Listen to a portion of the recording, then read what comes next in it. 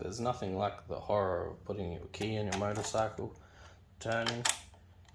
There's simply nothing like the horror of getting your key for your motorcycle, thinking that you're going to go for a ride, turning the key and nothing. Let's run through the steps. First, you're going to need to locate the battery. On most motorcycles, such as this Kawasaki Ninja 650, you're going to find the battery located under the seat.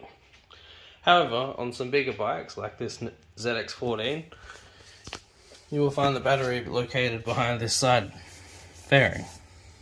To gain access to this battery, we're going to start by removing the seat. Once you've undone the lock, removing the seat is a simple little slide back.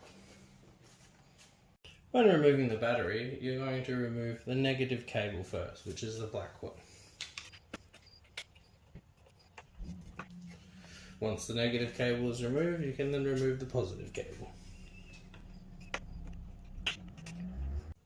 Some motorcycles might have a strap holding the battery in place. This one does not appear to. To remove the battery, we're going to push the power cables out of the way. Give the battery a little push forward and a pull up. Use an area with great ventilation. With the charger off, connect the red or positive lead to the positive terminal with a little plus symbol, and the negative lead to the negative terminal with a minus symbol.